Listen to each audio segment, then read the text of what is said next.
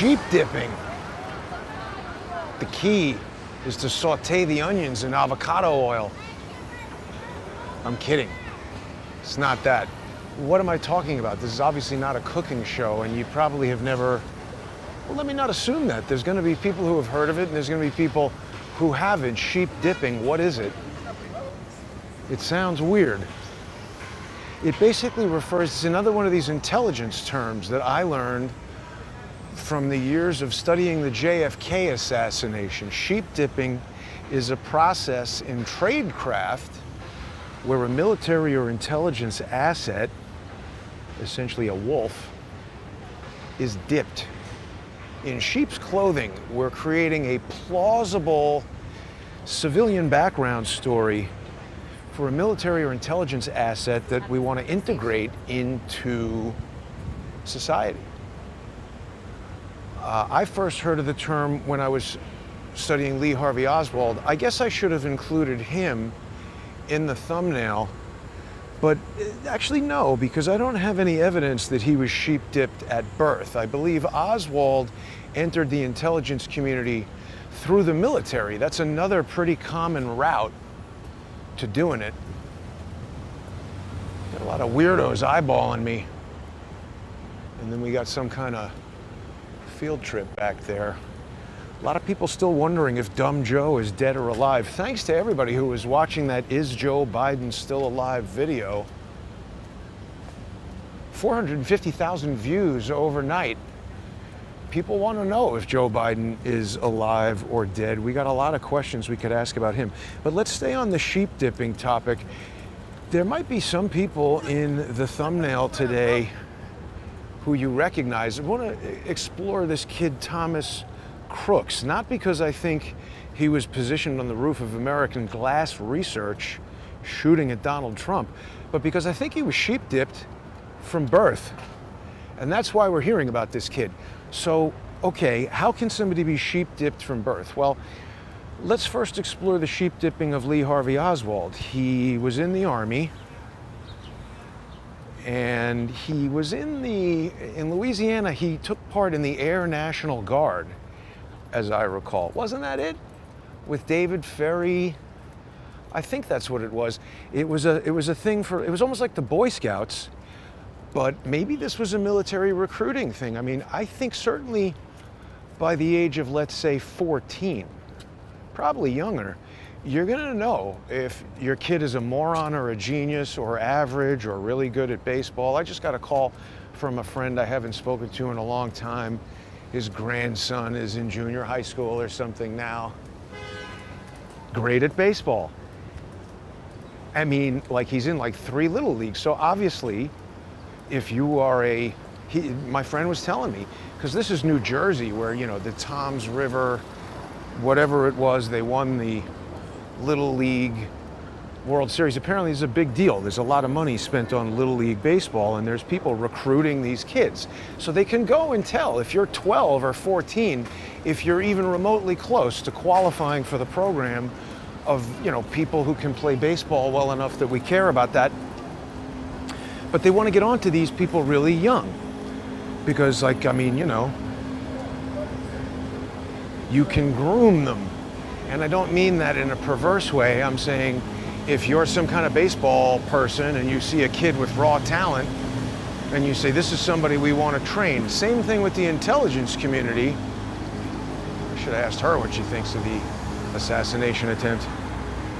The intelligence community, this is speculation because I haven't personally experienced this, and I can't necessarily say that someone has told me this is definitely happening, but these are observations I've made just looking at evidence in the public domain. You might look at this same evidence and come to a different conclusion. I am never telling anyone, oh, trust me, believe me, you have to believe this. I always like to explain how I've come to a conclusion and to also let people understand that you should challenge my conclusions, my evidence, challenge whatever I say. That's the point. And so Lee Harvey Oswald, he's in the military. I guess somebody determined that he's smart, They stuck him in a base in, I think, Hawaii. He was a radar technician of some kind in the U-2 spy plane program, which again, I mean, this was such a top secret thing. Like, people who are just glossing over this admitted fact that Dr. Frank W. Preston, the founder of American Glass Research, he was a civilian observer at the Bikini Atoll atomic bomb test. I saw someone trying to inject false information that he was involved with the Manhattan Project, and he's not. And the thing is, I'm not really trying to, like, you know, oh, this person put out wrong information.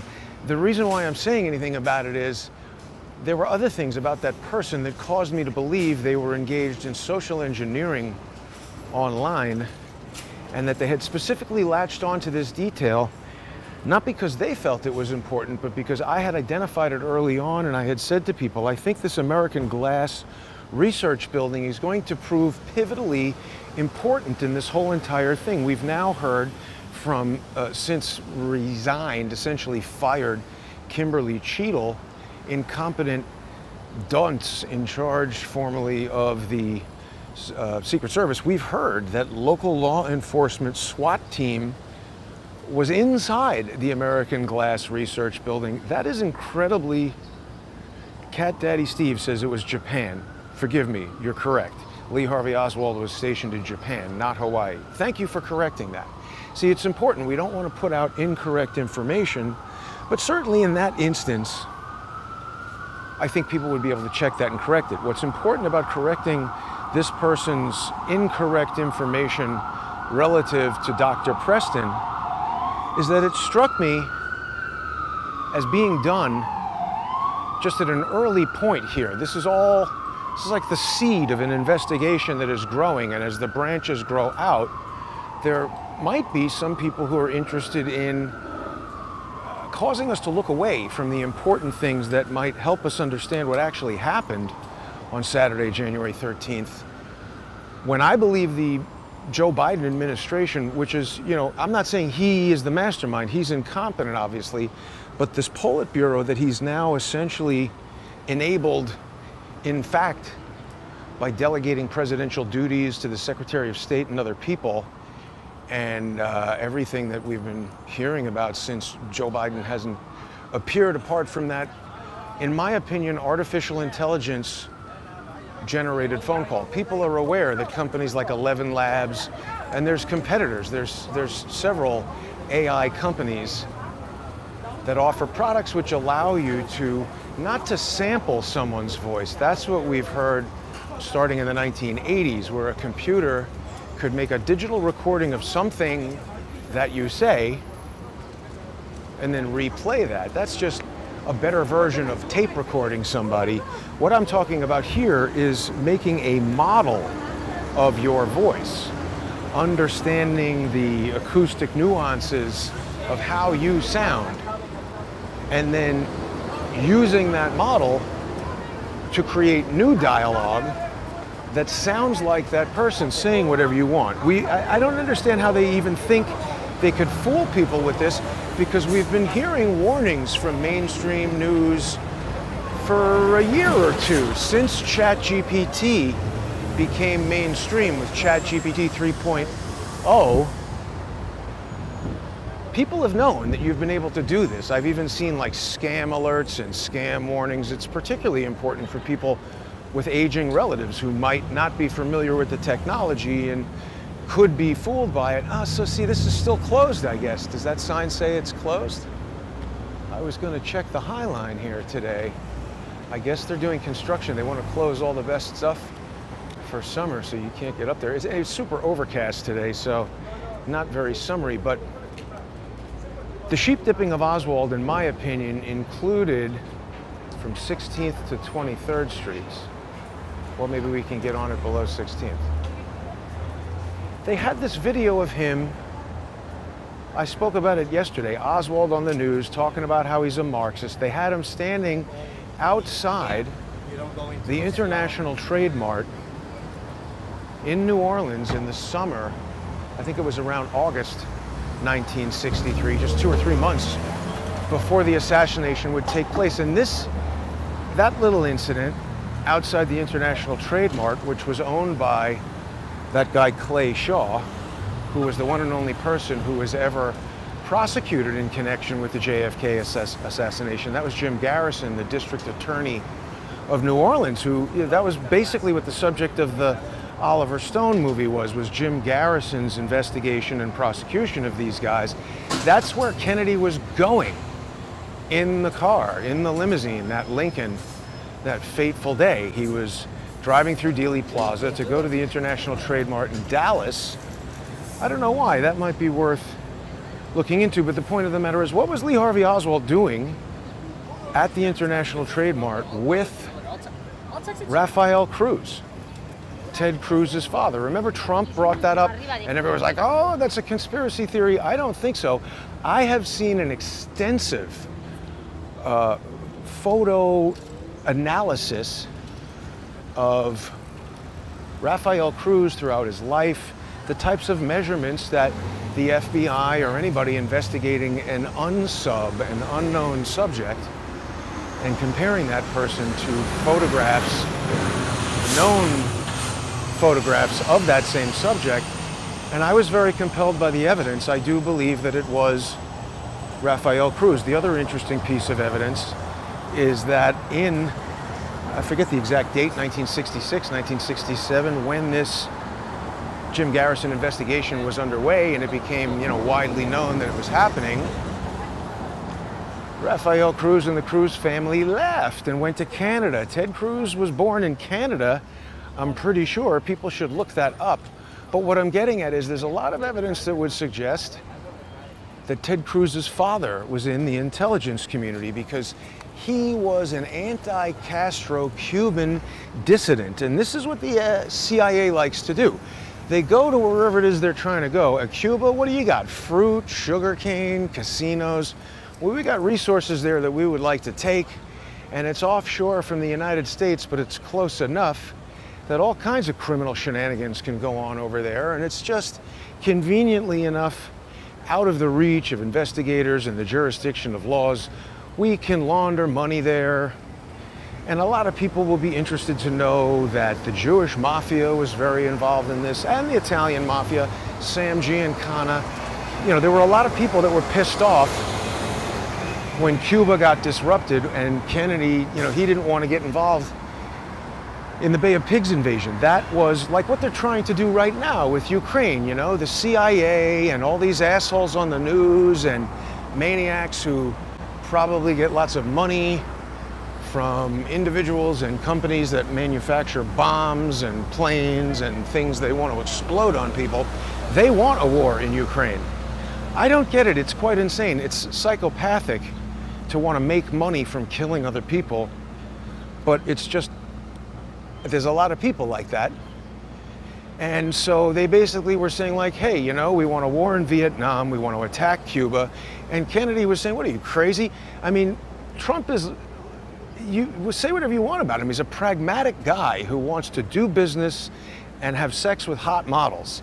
It's pretty clear that that's his motivation. Although I would say that now that we have witnessed, and I'm not talking about just from the shooting, but I think we have witnessed a pretty solid transformation of Donald Trump. Not complete, he's still Trumpy, and we want that, but it's a more refined and a more mature Trump. And now I think his interest is in creating that environment for his children and his grandchildren. I think that, I could be wrong.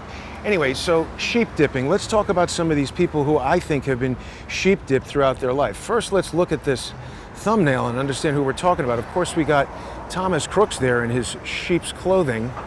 What is Barack Obama doing here? Could he possibly have been sheep dipped from birth? Then we've got, remember that, this is John Benet Ramsey. Weird, you might think, what the hell is Jason talking about? That girl on C-SPAN, talking about the babies and the incubators in Iraq. Do people remember that? Then we've got Max Azzarello, the self-immolating bullshit artist, who just a few months ago told us that Trump is with Biden. and they're going to fascist coup us. Maybe half of that is correct. George Webb, of course, we'll talk about him. I believe he's been sheep-dipped from birth. And who's that? Ooh, Adam Sharp and his father, Roger. That's Adam Sharp as an NBC News correspondent reporting on the 1981 Thanksgiving Day parade, the Macy's parade.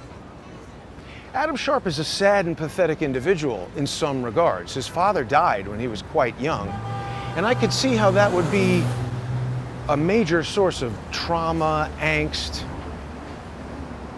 misdirection in your life. You know, my father has been an incredibly important role model and advocate for me, and just, I don't know what I would do without the support and love of my family. So it's very difficult, I would imagine, for many people who don't have that. But that's the extent of my sympathy for that fucking asshole, because when your mental problems start to destroy my life, I don't give a shit anymore. And Adam Sharp, for people who may not know, today is the president and CEO of the National Academy of Television Arts and Sciences. That's the body, that's the nonprofit that gives out Emmys to news and sports and daytime television. It's not the one that gives out Emmys to primetime television. That's in California.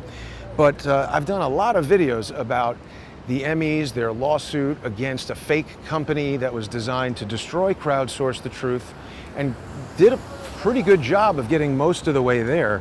Truthfully, if it wasn't for the individual viewer sponsors who support this show by going to odyssey.com/@crowdsourcethetruth, crowdsourcethetruth.substack.com, and subscribestar.com and patreon.com/crowdsourcethetruth, I would be long gone and off the internet and not able to share this kind of information with you. And I can tell you, each and every person, well, forgive me, not John Benet Ramsey or that Kuwaiti girl or whatever she is, most of the people in the thumbnail today want to destroy Crowdsource the Truth. And I allege their motivation is that I'm telling you things that they don't want you to know. So if you like this information, it's important to become a sponsor. So let's talk about Crooks, right? I do not believe a single thing we've heard about Crooks. Now, just this morning, I saw a very interesting and new acoustic analysis from Mike Adams, the health ranger. People know I don't like Mike Adams. That's a personal issue. He's done things that I find dishonest. That doesn't mean that every single thing that he says is untrue. Darn, I think I might get rain-soaked here talking about sheep dipping in a moment. That'll be a drag. But anyway, Mike put out this new acoustic analysis where, I want to watch it again. I'm not exactly sure what he's done. It looks like he's somehow isolated each track. It's almost like he's got maybe it's just different tracks. He had Fox News and other things. And this is smart because he's comparing the same bullet hits from different recording locations. He was doing all that kind of thump and crack evaluation that Cullen and other people have been talking about. But he was also doing a bit more of a maybe a subjective evaluation of just listening to the quality of the different recordings of the same gunshots to try to get a clearer idea of what was a shot, what was an echo. We've got overlapping shots, simultaneous shots. I think it's almost definitely going to rain. That's going to suck. But it was a good analysis that Mike was doing there.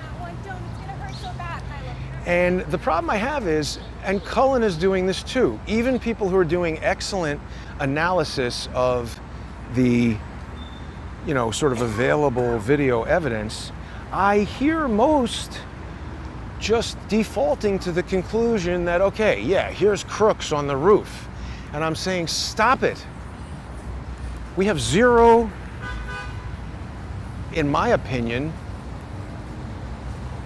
reliable evidence that Thomas Crooks was anywhere near this damn thing at any point in time. We have zero evidence of that.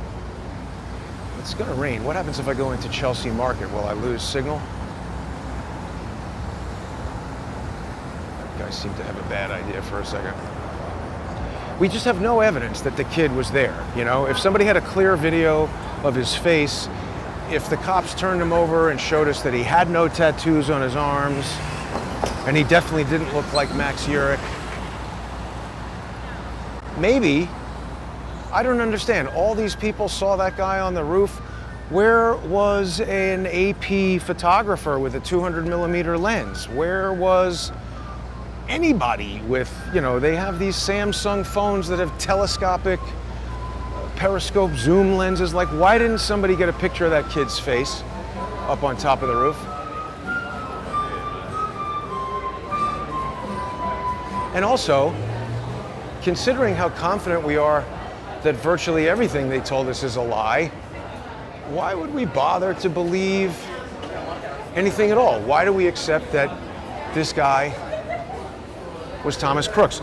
By the way, I've been challenging that assertion since the first second it came out. And it's not because I'm psychic, it's because they're just lying about everything. So if you know you're dealing with somebody who lies about everything, why would you choose to believe anything they say until it's first, you know, confirmed by outside sources? So remember, this is who we've been seeing a lot of, and they're saying this is Thomas Crooks. I believe this is a photograph of Thomas Crooks, and fairly recent. I mean, you know, maybe not up to the minute, but this is like from high school, maybe high school yearbook. We know he graduated, I think, 2 years ago. He's supposed to be 20 right now. So he graduated high school 2 years ago. Now, there can be a lot of changes in somebody from the age of 18 to 20, but I don't know, let's evaluate some of those changes, because we've also seen, you know, on the first day, I remember we had this guy who showed up. This is a screen capture from a video where this guy was sitting in his car or his SUV or whatever, and he's like, oh yeah, I'm Thomas Crooks, but you've got the wrong guy.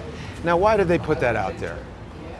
Why did this kid put that out there? Maybe he's just a malicious, you know, internet shit poster who's like, ha ha ha, I'll do something clever. Maybe, I mean, you know, you're basically guaranteeing a huge investigation of yourself. Doesn't mean that stupid people don't do stupid things and then come under investigation, but if this was an intelligence operation or something that the FBI, and when I say FBI, I'm talking about the IC, the intelligence community. The FBI interacts with CIA, DHS, DEA, DIA, CISA, NIH, basically all of these things. There's an executive layer in almost every single government agency in the United States right now that, just like the FBI interoperates with the local police through the JTTF, the FBI Joint Terrorism Task Force, that essentially makes the local police an apparatchik of the FBI. When these local police departments enter into these JTTF memorandums of understanding, they relinquish control of this JTTF to the FBI, and that was a real source of contention, a point of contention for the city of Portland, Oregon in around 2010, 2011. There was a lot of news about the people of Oregon and the Portland PD not wanting to join that JTTF, and the FBI, and specifically Valerie Caproni, got involved, and George Webb got involved. Extremely weird. So we saw that picture of that guy the first day. Then we, oops, my bad, sorry, we wanted this to be full screen. Then we saw this picture of this guy. Now, to me, this looks more like the guy in the SUV than it does like the high school yearbook photo of the person who we're deciding is Thomas Crooks. I don't know. You can look at that and say, no, I disagree, Jason. To me, that looks more like whatever. But just the point is that we've got all of these images here. We've got the guy in the SUV. We've got this high school looking kid. We've got this guy. Now, who took this picture? because this came out right away. This was out on Saturday, as I recall, the 13th. After, like, this was available right away. It wasn't a week of everybody under the sun looking through everybody's videos and somebody else finds somebody in your video. Like, remember, years after January 6th, somebody emailed me and was like, hey man, at this time point in your video, you got Ray Epps. I didn't even notice that. So that's what I'm saying. If this picture of this person emerged and it was like, oh my God, I got a shot of Thomas Crooks walking around the thing an hour before the shooting, what's going on with Batman over there? If somebody had done that and it came up, you know, a week or whatever after the fact, that would seem more believable to me. But, you know, this photograph came out right away. I mean, what is it even alleging to be? I understood that that was a picture of Crooks on the fairgrounds there. At least that's what I understood.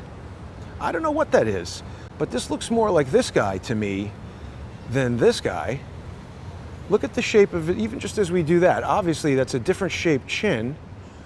Crooks has a very triangular face. Now, we can't tell from this angle, and that guy's got a sort of sharp chin in profile, but it's broader from the front. That could be this guy. And we've never seen Crooks with long hair. Doesn't mean he didn't grow it. He could grow it. But this is, I mean, again, they want plausible deniability. They want confusion here, right? And so here is a picture of Crooks, I guess at his high school graduation, obviously. And there's going to be other people who, if you show them this photo, they'll say, oh yeah, I was there. I have a similar photo of Crooks that same day. There's a lot of people witnessed that, right? These other pictures, who knows where the hell they came from. And then also we got this. Like, this transgender picture came up out of nowhere.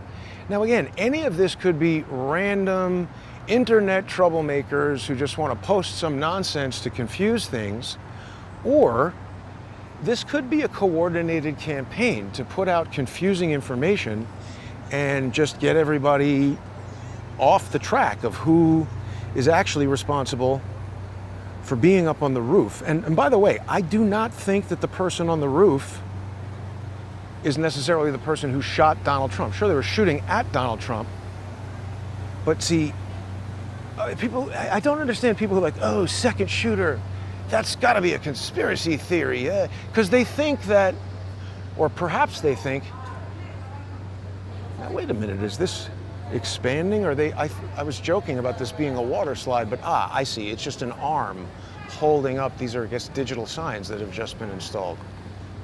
Interesting. Oh, maybe that was the construction that's going on. I don't understand people who are, it's almost like everybody wants to get into a camp, right? Where either you're for this theory or that theory, you think Crooks was the shooter, single shooter, he acted alone, multiple shooters. So there's a couple things that we can look at and evaluate if we don't have adequate evidence based on these photos or videos of the person on the roof to determine, do we think it's likely or unlikely to be Crooks on the roof? Well, the first thing is, this is what the Secret Service and the FBI are telling you. And considering they've lied about so much, and if it is found that even negligence was a factor here, there's going to be individuals in those organizations who have possibly liability, right? If you're criminally negligent and that results in the death of Corey Comparatore, aren't you going on trial for negligent manslaughter or something like that? I'm not an attorney, and nothing I ever say is legal advice. That's just a guess. Seems like you play a role in manslaughter if you're supposed to do something and you fail to do it and somebody dies as a result of that. So they have a motive to lie. And the evidence seems contradictory, and it matches a pattern. And that pattern is, frequently, when there are these traumatic events, mass shootings, terrorist stuff, where there's a person of interest, this is the pattern, right? Confusing information gets put out at first. And when we were listening to that video of our tall, drunk buddy George standing by the wrong water tower. So people were saying like, oh yeah, no, George said in another video that was not the water tower. I understand. And what I'm saying is this is how the guy operates. He creates one video that's extremely misleading. And a lot of people are going to see that video who might not see another video where he explains the part that says, oh no, that was just an example. And he absolutely presents the building and the water tower in such a way that it leads you to believe that he's standing right outside American Glass Research. The water tower is right next to it. And people are like, why are you picking on George? I'm not. I'm making an example of how this type of misdirection would work, because certain people, John Cullen, Mike Adams, there's a lot of people doing really very robust research into this that is virtually guaranteed to give good answers, even if we're not there yet, and even if there's a bit of fighting online and there's cliques that form in camps. Let's see if we can see those digital screens. Even if there's bickering among the people doing the research, there's going to be good information coming out of that. So if you are the intelligence community and you want to do things like introduce confusing pictures so people don't know exactly who Thomas Crooks is, who was there at the event, who was on the roof, etc., introducing confusing information around these types of important things. You really shouldn't ride that bicycle on the sidewalk. It's dangerous and illegal and discourteous to other New Yorkers. You're just putting up your hand. You're a jackass, bro. Why don't you just take the bicycle off the sidewalk and have some respect for the other people in New York City? How do you stand to live in New York? Say again? How do you stand to live in New York? I talk to people like you and I say, why are you so fucking selfish that you have to ride the bicycle on the sidewalk? It's against the law. It's dangerous. Careful. Yeah, but it's against the law, motherfucker. Take it off the sidewalk. You're a piece of work. It's against the law, shithead. If you have an accident and break somebody's leg, break somebody's wrist, you've never had it. You're gonna have it. Get off the fucking sidewalk. So people don't like it that I do that and argue with people on the sidewalk. But how do I live in New York? Well, how do we live in the United States, where every fucking asshole like that guy gets to decide, I'm being careful, so I'll just launder this money and nobody will know. I'll just walk away from my post instead of being the Secret Service and it'll be fine. Oh, what's this $10,000 envelope? I'd like to ride my bicycle on the sidewalk. I don't care that it increases the likelihood of harming someone. I'm gonna do it because I want to do it. What an asshole that guy is, and I'm sorry if people don't like me. Someone's gonna send me an email saying, oh, Jason, you're giving all this great information, and then you argue with people on the sidewalk. Well, whatever, that's the deal, okay? Watch this. What a beautiful little dog here. Is this a King Charles Spaniel? It is, yes. What a beautiful little dog. These are such friendly little guys. What is this dog's name? This is Hugo. Nika. Hugo. Oh, Pico, okay. It's hard to hear you with the headphones in, but what a beautiful little dog. Have a nice day. I love those King Charles Spaniels. Everyone now will say, Jason, get a dog. I know, don't argue with people on bicycles, get a dog, all that stuff. Anyway, see, the other thing is, I initially just said to that guy, politely, you should know better. And instead of saying, you know what, you're right, I'm sorry. I shouldn't break the law at my convenience because I want to. I should respect the other people in New York City and reduce the probability that something illegal and irresponsible that I'm doing would injure someone. No, he wants to argue with me about why he should do that. But let's get back to the sheep dipping here because it's important. So people have also pointed out that this dude Crooks appeared in a what was it? BlackRock? Yeah, BlackRock commercial. And everybody knows that BlackRock, yeah, people are saying this is a Hillary Clinton voter, this is a Biden voter. Obviously, that's a guy who thinks he can do whatever he wants. So BlackRock is this ETF fund management thing that it's interesting that everyone is like, oh, American Glass Research is, this thing is associated with BlackRock. BlackRock is the majority shareholder in any company you have ever heard of. Apple, Computer. This is a nice guy too. Such a nice looking dog. BlackRock is a major shareholder in every single corporation you've ever heard of. David Hawkins used to speak about it all the time. So that's another thing about American Glass Research that I didn't like the direction it was going in. I brought it up right away because the name and the logo just seemed so weird to me. I just said, boom, intelligence cutout. And I'm not psychic, so you might have that hunch based on certain things about it, but you got to look into it. And when I started looking into the founder and learned everything about Dr. Frank W. Preston being an optical engineer in World War I in England and then coming over to the United States and having all this specialized glass and optics experience and expertise where he's making, super high-end lenses and optics and all that kind of stuff. And then when they say that he's invited to the Bikini Atoll test, that is just, you are as in with the Department of Defense and whatever the equivalent of DARPA was then, and the Department of, the CIA or whoever. That's the most top secret thing ever. And in my opinion, when you are embedded in this intelligence community, you either are friends with them for the rest of your life or you're dead. Because what frequently happens is, and this can happen to these sheep-dipped individuals. That's a caution for George and his mentally ill, wife-swapping, paperclip Nazi brother.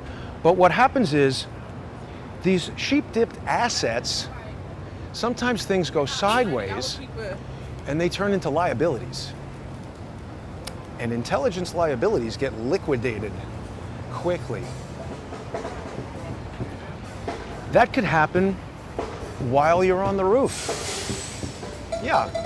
And by the way, I was also thinking about this. Oh man, I forgot this article.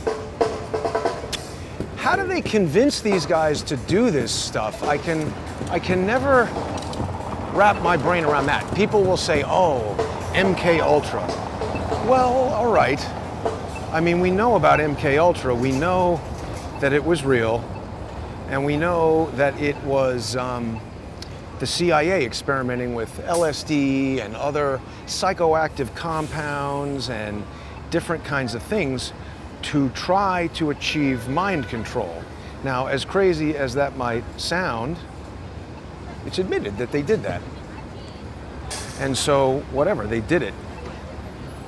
And I don't think it ever really worked as well as they might have wanted. Like, obviously, the goal of that would be to straight up be able to program somebody like they're a robot, and I don't think they can do that. I think you can get people into catatonic states, maybe have them shoot all over the room.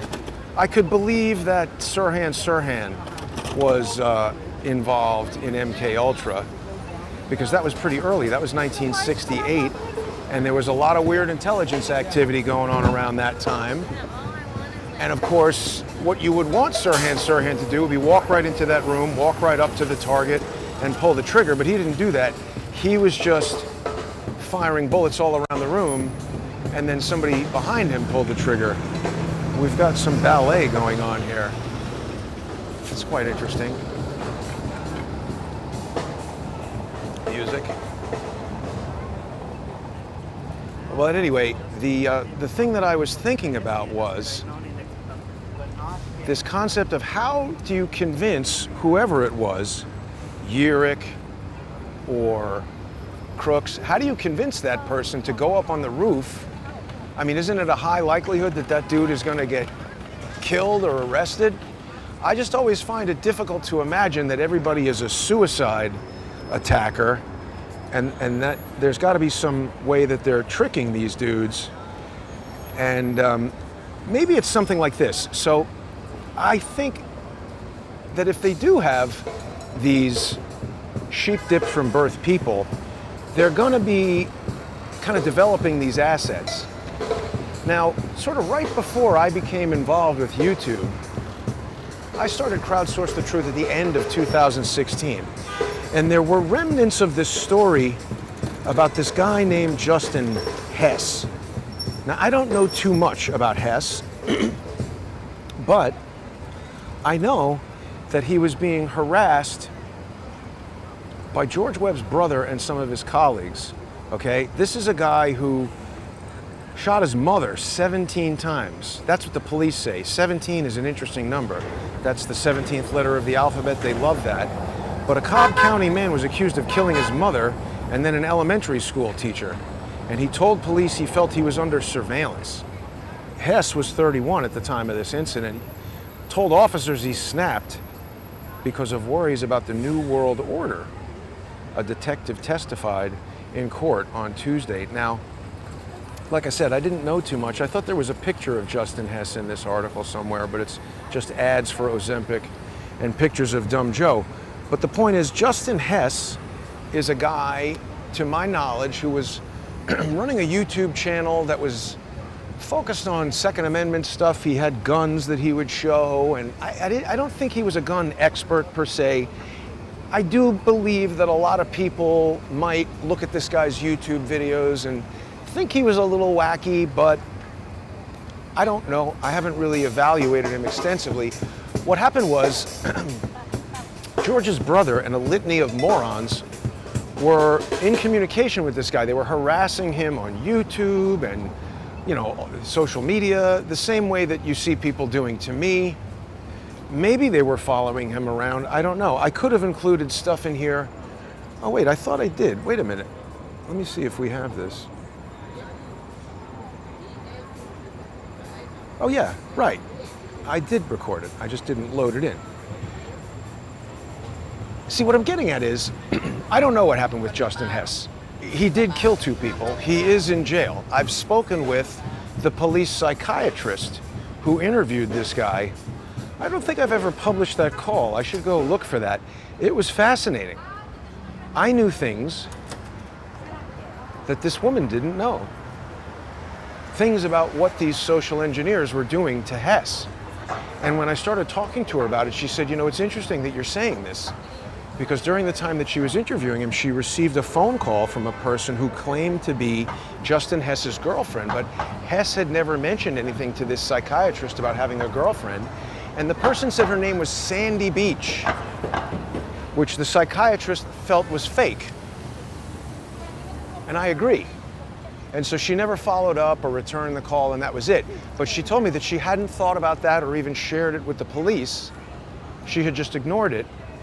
But I allege that was activity from the people that I'm talking about. What are they doing trying to deal with this guy's psychiatrist? I mean, if they were just jackasses harassing a person they don't like on Twitter or YouTube or whatever, and then he went and killed somebody, 2 people, I think most people would say, holy crap, that wasn't funny.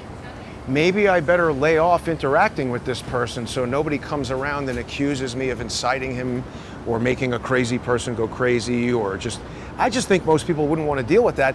What are you doing calling up the police psychiatrist while she's evaluating him?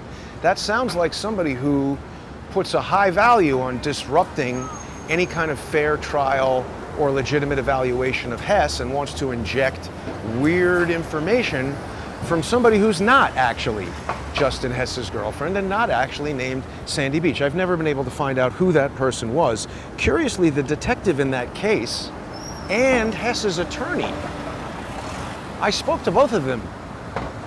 They weren't interested in this at all. Isn't that weird? The guy's sitting in jail. I'm not trying to defend Justin Hess, but if he's mentally ill and someone antagonized him until he did something, do we think that someone has some degree of responsibility or should at least be questioned and understood? The reason I'm interested in this is, if we have these people who are sheep-dipped intelligence assets from birth, Adam Sharp, we see him there with his father. People should go look up the Roger Sharp archive on YouTube and watch all the videos of him in the Dallas police station on November 22nd, 1963, telling everybody that Lee Harvey Oswald has been arrested for shooting the president. Then look at the videos of him interacting with Cuban exiles in Tampa, Florida in 1957. It's interesting. I wonder if he knows Ted Cruz's father. I would bet he does.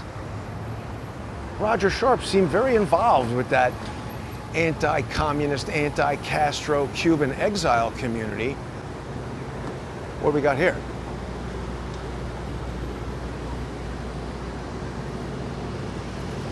Somebody. But anyway, seems like a lot of intelligence community stuff to me. And then Adam Sharp grows up at his father's side, learning all about television production and media and politics, and he gets right into that, and he becomes Twitter's first U.S. government liaison. This is actually perfect. We're about to walk right by Twitter. And people know what happened with Twitter. If you have not yet read The Twitter Coup, it's free. You can go to crowdsourcethetruth.substack.com and read that.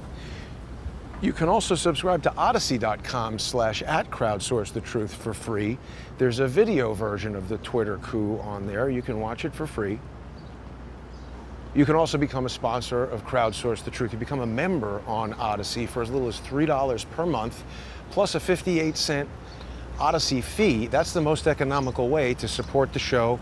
And if you like this type of information, it really is important to sponsor the show, because the people that I'm talking to you about are trying to get it completely canceled and shut off.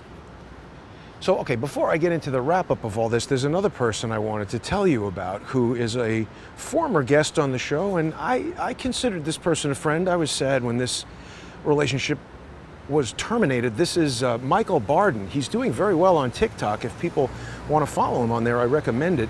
Michael Barden was a guy who came to me and with claims and evidence that he was being followed everywhere he went around town.